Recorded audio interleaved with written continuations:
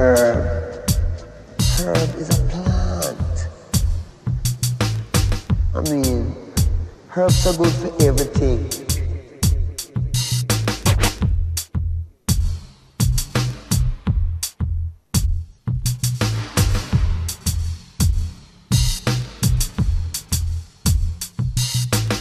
Herb.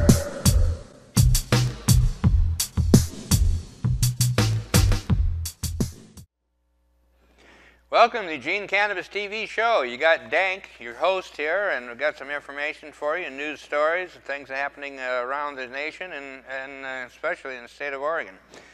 I did want to start out with an interesting thing I came across. This is This Week in History. This is from the StopTheDrugWar.org, a great organization, puts out some great information. This Week in History, February 4th, 2003.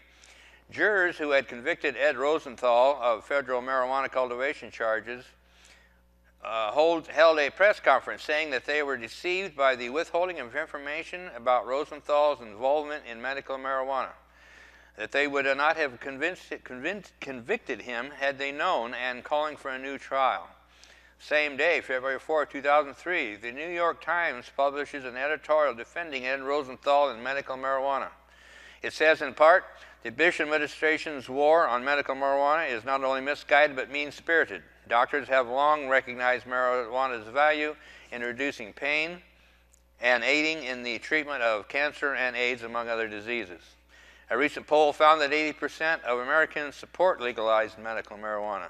The reasons the government gives for objecting to it do not outweigh the good it does. And given the lack of success of the war on drugs in recent years, there must be better places to direct law enforcement resources. So I think we still agree with that. And here we are, that's 2003, here we are, 2011. Oh my gosh, 8 years later and we're still debating this. So it's a little exasperating, but we are making progress. It seems like we're taking 2 steps forward, or 3 steps forward and 2 back, but we're getting there.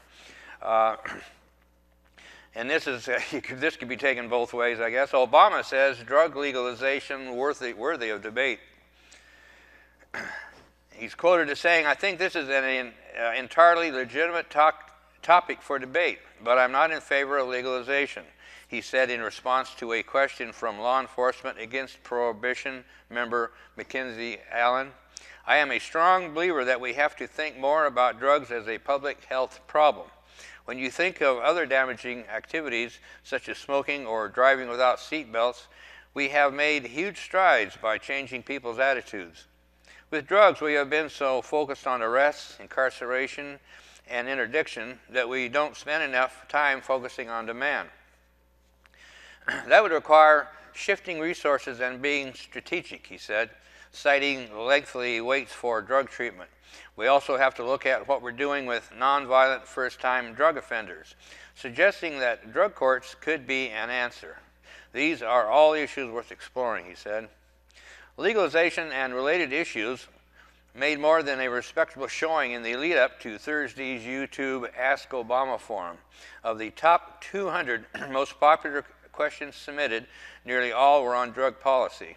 The legalization question followed other questions submitted about jobs and the economy. Education, a series of personal questions, what's best and worst thing about being president, who will win the Super Bowl, etc. The role of social media in the ongoing Middle East unrest, U.S. policy in Iraq and Afghanistan, and energy policy. The president talks a good game about shifting resources and having a balanced public health-oriented approach, but it doesn't square with the budgets he submitted to Congress, responded LEAP Executive Director Neil Franklin, a retired Baltimore narcotics cop. The Obama administration has maintained the Bush-era 2-to-1 budget ratio in favor of prisons and prosecution over treatment and prevention. It doesn't add up. Still, it's historic that the President of the United States is finally saying that legalizing and regulating drugs is a topic worthy of discussion. But since the President remains opposed to legalization, it's clear that the people are going to have to lead the way. Police officers and innocent civilians are dying every single day in this drug war, and it's not a back burner issue. Following the 2011 State of the Union address, President Obama asked the public to submit questions for an exclusive YouTube interview that took place Thursday.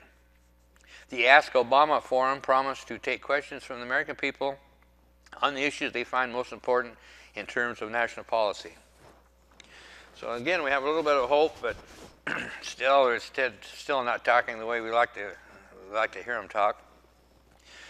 Some time ago, it was brought to my attention that marijuana is what they call the third rail of politics, meaning streetcars, subways run with the power of 3 rails, and the center rail is where the power is, and you can get badly, of course, killed by stepping on 2 of the rails at once.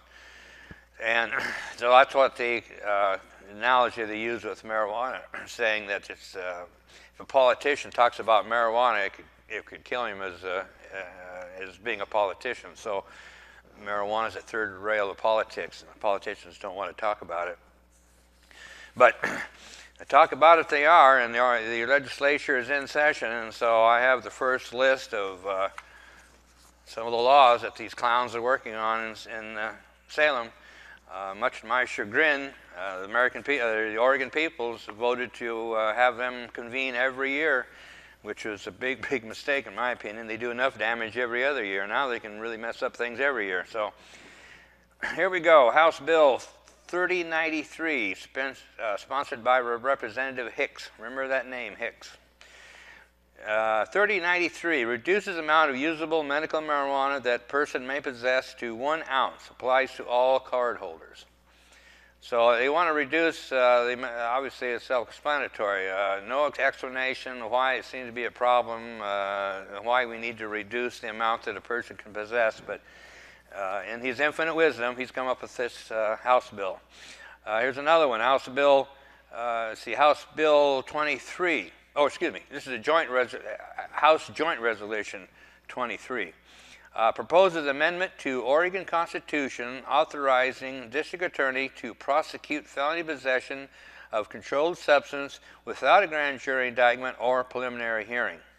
Refers proposed amendment to people for their approval or rejection at next general election. So let's see, note, this is not a bill, but a proposed constitutional amendment that would require the legislature to refer the issue to the voters.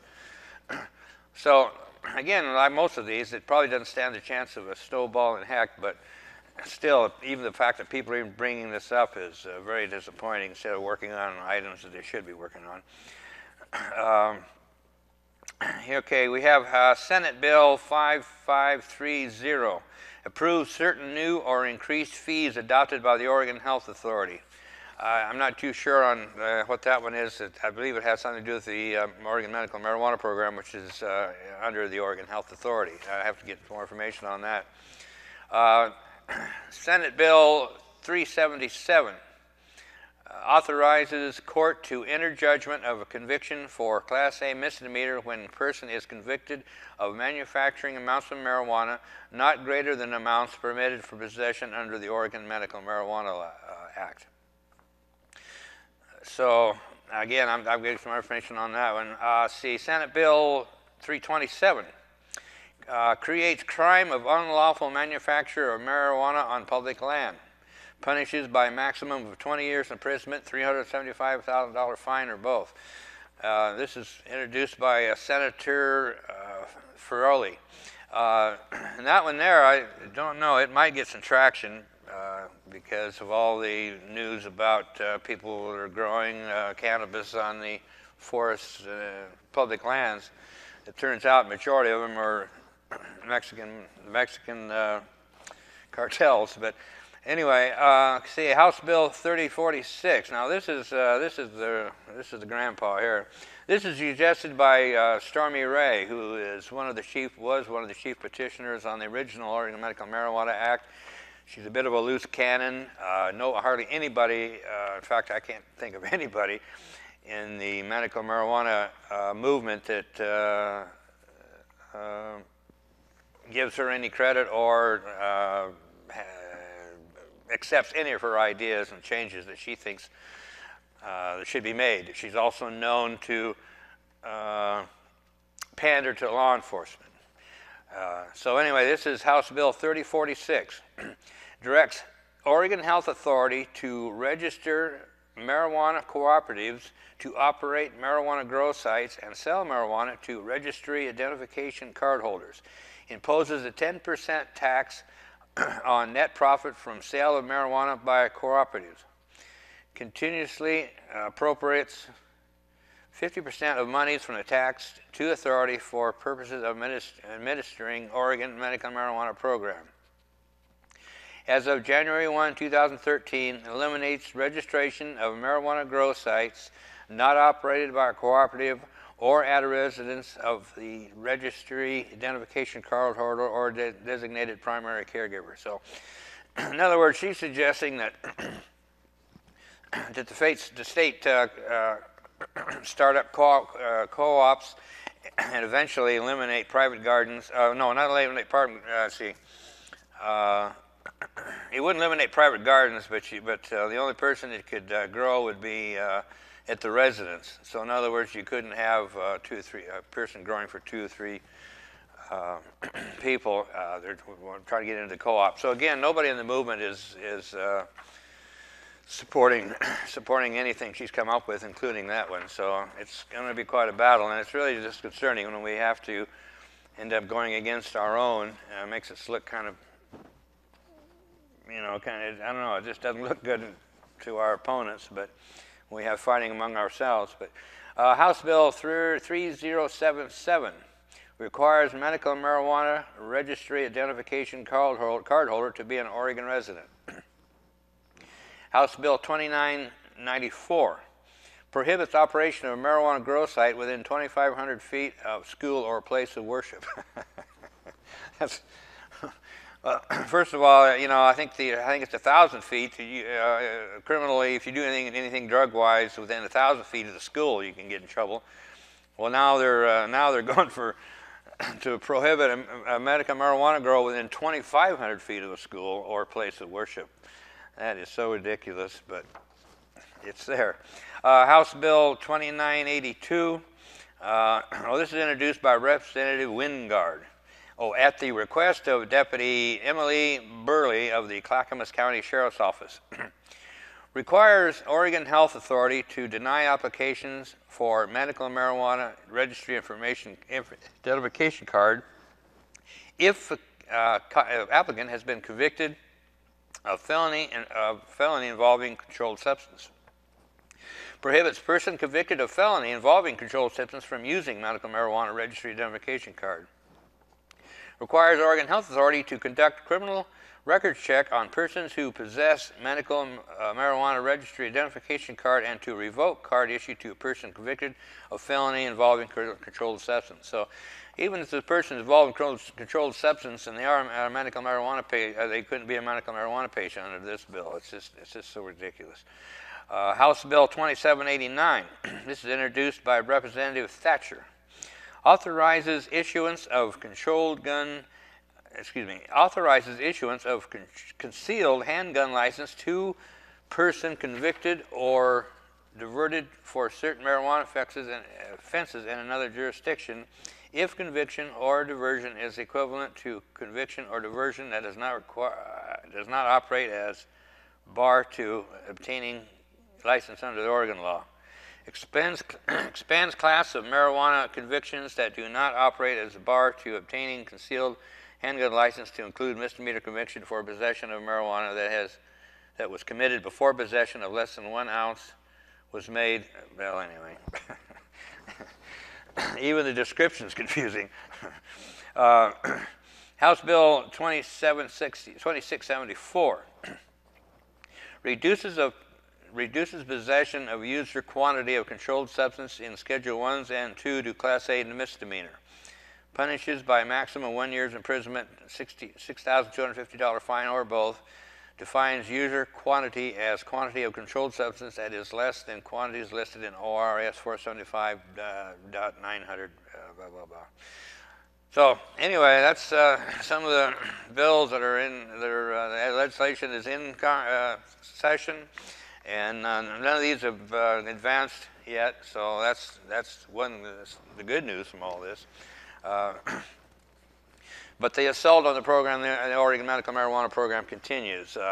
The law enforcement lobbying groups, the National Association of Oregon Sheriffs, the National Association of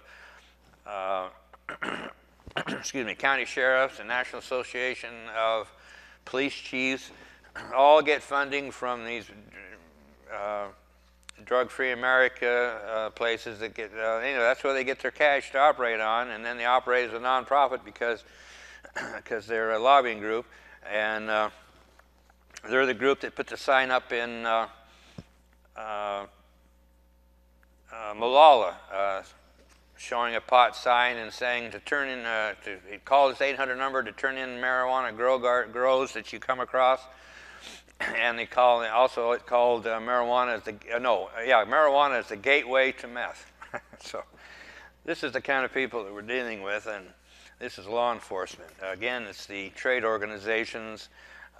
They wear uniforms and give presentations, and yet they say they're talking on their own dime, but yet they present themselves as working in law enforcement. So it's, what's more really upsetting is that any panels that they have on medical marijuana up in Salem, they're made up of half the panel is made up of law enforcement. So, and this is at the direction of our legislatures. So that's how bad it's gotten. The point, sure, if they want to get some input from law enforcement, I could see that with their experience with the laws and such. But to have them half the panel, that is just completely unacceptable, and I'm surprised that nobody else is up in arms over that. But another case that's been going on in Oregon is the Oregon High Court to decide concealed handgun medical marijuana issue. We've had a couple of sheriffs in the county that have refused to issue concealed gun permits to medical marijuana patients, citing the fact that that's a violation of federal law and that you can't be breaking federal law and have a concealed weapons license. So anyway, that's where they stand. So this is a case, this is another example of that. Jackson County Sheriff Mike Winters faces a showdown at the Oregon Supreme Court on March 3rd with a local medical marijuana patient who was denied a concealed gun permit. The patient, Cynthia Willis, has allies in her fight for the permit, including Attorney General John Kroger and American Civil Liberties Union of Oregon. But the county's attorney says the sheriff has federal law on his side. The state Supreme Court will hear Willis's case, which has been combined with a similar case in Washington County, at the Willamette University College of Law in Salem at 10:30 a.m. March 3rd. Winters denied Willis's gun permit in 2008, arguing that granting the permit would violate federal laws prohibiting drug users from legally possessing guns. Willis so far has won every legal battle against Winters and the Jackson County Circuit Court and the County Court of Appeals, siding with her last year. Willis counters with Patient Services, a non-profit group that helps people obtain medical marijuana cards. The decision by the state Supreme Court to hear the case is significant since the court takes only about 8% of cases appealed from the lower court. Leland Berger, Willis's attorney, who has been a legal advocate for medical marijuana patients, says the sheriff has been attempting to discriminate against those patients by not issuing the permits. But in a brief filed with the Supreme Court, Ryan Kirchhoff, Assistant County Counsel, argued that Winters denied the application for the permit because marijuana users violate federal law. The U.S. Gun Control Act of 1968 specifically forbids anyone who uses or is addicted to controlled substances from having a firearm. Willis admitted to using medical marijuana when she filed her application with the sheriff for a concealed weapons permit. So that'll be March 3rd, and it'll be interesting to see what the outcome on that is. And again, on stopthewar.org website, they have a feature that comes out, I think, once a week called This Week's Corrupt Cop Stories. And I wanted to read a few this evening to people see what's going on. In Benton, Illinois, the former Gallatin County Sheriff was sentenced to life in prison January 19th for trafficking marijuana on the job and conspiring to have potential witnesses killed. Former Sheriff Raymond Martin had been jailed since May 2009 when federal agents arrested him on marijuana dealing charges. He went down after the man he was selling pot to decided he wanted out. And Martin said he could make him disappear. The dealer instead went to the DEA and became a cooperating witness. While in jail awaiting trial, he conspired with his wife and son to kill witnesses set to testify against him. He was convicted on 15 counts, including 2 life terms on weapons charges and numerous 10- and 15-year concurrent sentences. In another case, in Winter Haven, Florida, a Winter Haven police officer resigned January 20th after being busted stealing a bud of marijuana during a drug arrest. Ricardo Flores, 36, a motorcycle officer, was fingered by fellow officers for hiding a bud in his motorcycle helmet before heading home as his shift ended. He is charged with felony burglary for taking the bud from a vehicle, as well as petty theft and possession of less than 20 grams of pot. So it shouldn't even be illegal, and yet it's, but anyway. So that's all how it comes out, I guess. So then we might be having another medical marijuana state coming on board here. On Wednesday, January 19th, Idaho Representative Tom Trail introduced legislation that would protect seriously ill patients in his state from arrest and prosecution for using marijuana with their doctor's recommendation. Representative Trail, a Republican from Moscow, Idaho, recognized the compassionate need for a distinction between medical and non-medical use of marijuana and acted on it. If passed, Colorado would become the 16th state, along with the District of Columbia, to distinguish between medical and non-medical marijuana use. Ohio is surrounded by medical marijuana states, sharing borders with Washington, Oregon, Nevada, and Montana. Additionally, Idaho borders Canada, a medical marijuana country. Although the bill is solid, Representative Trail has his work cut out for him. In a state as red as they get, dispelling myths and making sure the truth is heard can be difficult. However, the soft-spoken conservative from Moscow, Idaho, seems to be an ideal champion for this issue. So, yeah, 16th state, that could be exciting, and we can certainly hope they can pull that off. It reminds me of a T-shirt manufacturer here in town that used to have a T-shirt with a map across his chest and with the medical marijuana symbol in each state that had the medical marijuana law, with the caption below it that said, "Fill in the blanks." So I think since then, I can't remember now how many there were then, but I know since then we've filled in several blanks, and hopefully we continue filling them in. So be sure and get your Just Say No flyer. This is that flyer that I put together that has all the information you need for local issues, medical marijuana, or just marijuana in general, the Eugene area. If anything is happening, or organizations that are working on the issue, it's all in this flyer. So you're welcome to have a copy of that. I can send it to you by email. It's a Word document. So send an email to DanK Bagman at eugenecannabistv.org, or any of the email addresses you see posted during the show. So that's all I got for you this evening, and we need to keep an eye on the legislature. So when you're welcome to come down and talk about these issues on the show if you'd like. Anything to do with cannabis, hemp, marijuana in your life, if you've got a story, we'd love to hear it. Come on down to the Cannabis TV 29 facilities behind Sheldon High School. It's a great facility and a great group.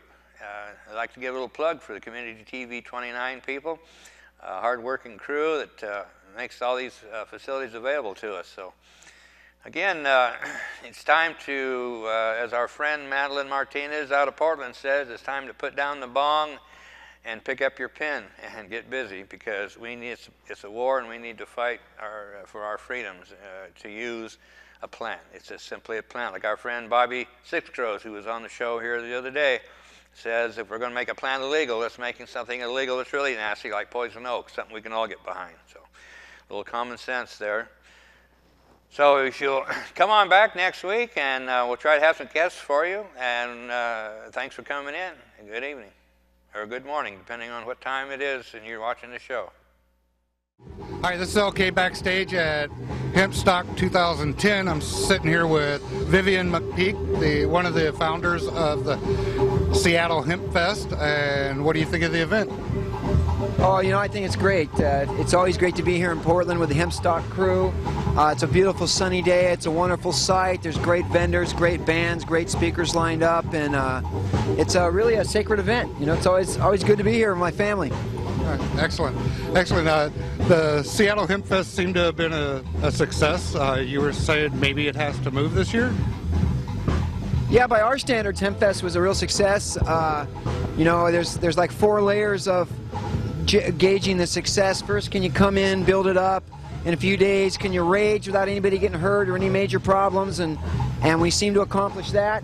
Then it's, can you tear it down, clean it up, and pack it out in 2 days? We seem to accomplish that. Then it's, did you pay for the event? It's a little early to tell, but I'm pretty sure we're going to pay for it this year. It looks good. And then the last phase is, can you get a permit for the next year? It looks like we might have hit a bump with that one. The city just announced a few days ago they think we're too big for the site. So we'll kind of see what happens at all that. We're eager to hear what kind of offers or solutions they've got at the table. We will move up, we will not move sideways, and we won't move down. So we're going to stay right where we're at unless there's a better site for us. Excellent. I always ask everybody this one question. If you could say anything to the marijuana community, what would it be? Well, really simply, it would be don't give up. You know, this struggle is built on hope. You know, hemp is the hope for mankind. Cannabis is a big form of a hope for the future. And there's not been a civil rights, human rights movement that has made it this far in America that hasn't won not long after. We really are making things happen. Yes. So my message would be, you know, keep going, ramp it up. Let's go in for the kill right now, because we're making progress. Go in for the heal. Right on. Again, this is LK backstage at Hempstalk 2010 with Vivian McPeak, the MC of this year's event. Thank you. Thank you, Vivian. Thanks, bro. Take a pause for the cause, because there's flaws in the laws. Thanks. There we go.